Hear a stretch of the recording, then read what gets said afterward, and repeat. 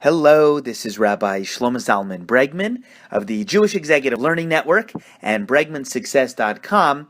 I'm not going to have a chance to make a full-blown video on this week's Torah portion, but I am going to have a moment to make an audio.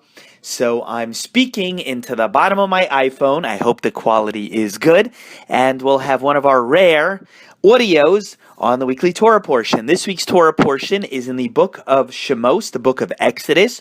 We're up to a Torah portion called Parshas Terumah.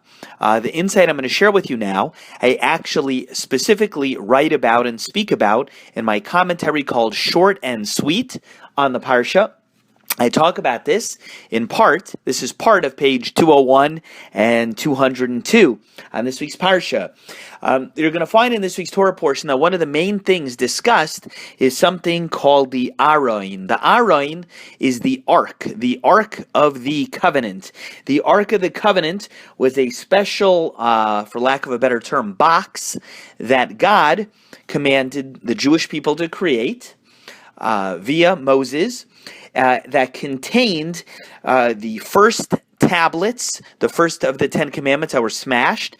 It contained those. It contained the second tablets, along with Moshe's copy of the original Torah scroll that Hashem dictated to him to write down. So this was a very special box. The Aron and the Jewish people carried it with them in the Midbar, in the wilderness. And it was stored in the Mishkan, then ultimately in the Beis HaMikdash, the Holy Temple in Jerusalem. It was hidden away after the destruction, or at the time of the destruction of the first temple, etc. And lahavdil, you end up with a movie like Raiders of the Lost Ark. But anyway, back to this week's Torah portion. It's well known, as I started telling you, that the Ark, it represents Torah. Why does the Ark, the Aron, represent Torah? Well, it's pretty simple. It represents Torah and Torah study because it had the first tablets and the second ones. That is like the 10 Commandments. That's part of Torah. And it also had Moshe's Torah in it.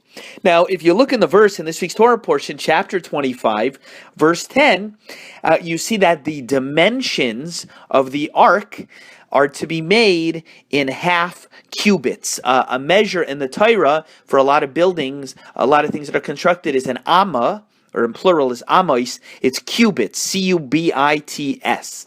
Now, how big is a cubit? Some of the medieval commentaries indicate it's about 1.5 feet is an amma. Some say closer to 2 feet. Not the point right now. This is the point. The verse says, they shall make an ark of acacia wood. That's the name of the wood. I think it's called, in Torah, it's called Atzei Shittim. And it says 2.5 cubits its length, 1.5 cubits its width, and 1.5 cubits its height.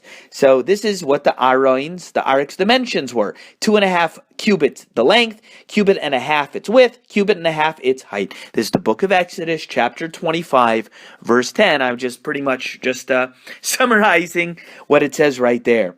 So all of the commentaries are busy with the question that what are we to derive and learn from the fact that God gave the dimensions of the ark presented in fractions, and it was built in a way that it had fractions. God didn't have to do that. Why did Hashem give it something to build, and it represents Torah, and it comes in fractions?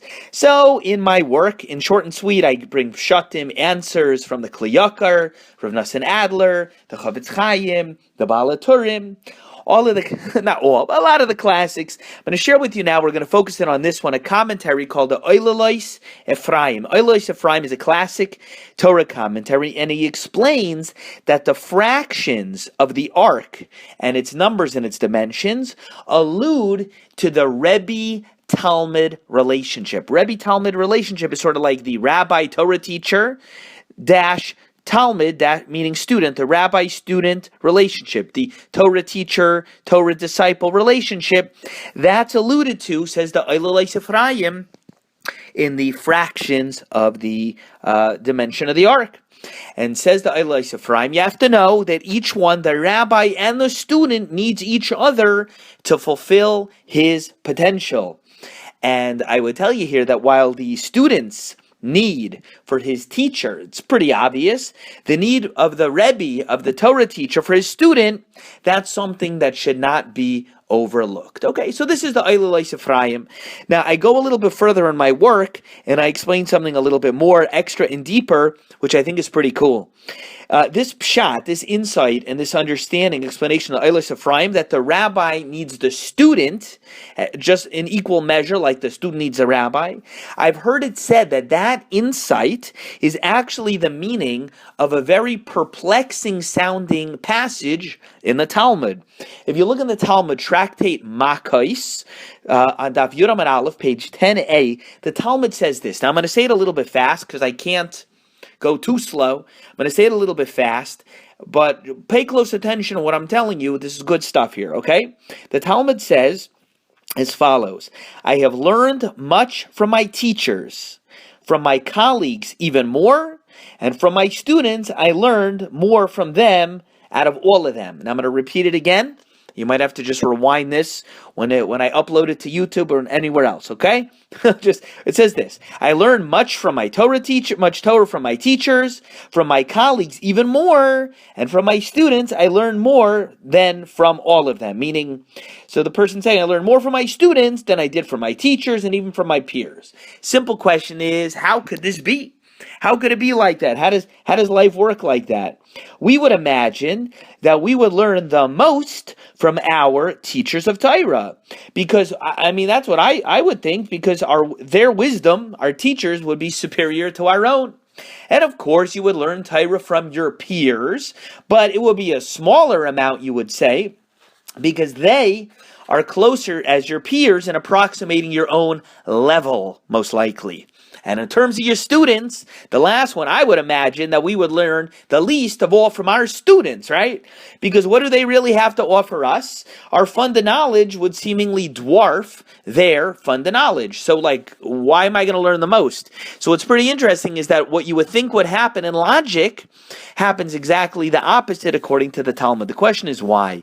So I once heard an unbelievable pshat, a tremendous explanation that went as follows. It said like this, and again, I'm going to say it a little bit quickly, and you might have to go back and rewind this audio to make sure you catch it, but it's tremendous. It says like this: the extent to which, this is what the Torah says, the extent to which that a student looks to a Rebbe, the Torah teacher, as his source of Torah knowledge, to that degree, Hashem, God, is going to fill that Rebbe, that Torah teacher, with wisdom to offer the student. And this is a dynamic that we find described in the Talmud in a book called Tractate Psachim, on Daf Kuf Yud Beis Amud Aleph, page 112a. It says over there, a famous rabbinic expression, that more than the calf wishes to take milk, let's say from its mother, the mother cow wishes to give milk to the child. In other words, in much the same manner as the mommy cow's milk is going to be replenished the more the child takes, so too the Talmud is saying over here that Hashem is going to fill the Torah teacher, the teacher of Torah, with more and more wisdom commensurate with what the students try to take from him. So with this passage of Gemara in mind from Psachim, now it's going to all make sense. The wording of the Talmud in Tractate Makos, it's going to make good sense now. A person's Torah teacher doesn't look to him to be a fountain of wisdom, so therefore Hashem doesn't fill that person with much Torah on their account. Now, on the other end of the spectrum, a person's students look to him for the greatest amount of Torah. And on their account, on the student's account, Hashem, God, is going to fill that Rebbe, that Torah teacher, with a great amount of wisdom. And that's what it means when the Talmud says that we can say, from my students, I have learned more from all of them. Why? It's because it's my students that look to me for Torah wisdom and guidance, and lefi zeh, according to this, and based on this, Hashem would fill that Torah teacher with wisdom, because that's where it comes, to the degree to which you put yourself in a position that people come to be filled with godly wisdom from you, God will fill you with that wisdom to make sure you're able to satisfy them. Anyway, that's some good Torah on Parshas Terumah. This is Rabbi Shlomo Zalman Bregman of the Jewish Executive Learning Network, speaking this out into the bottom of his iPhone. I hope this works. If you would like to get in touch with me directly, good way to do so is go to facebook.com/Rabbi Bregman, and we can correspond there for now. Okay? Hope that's great. Have a super Shabbos. Hope this audio came out on the run. Bye.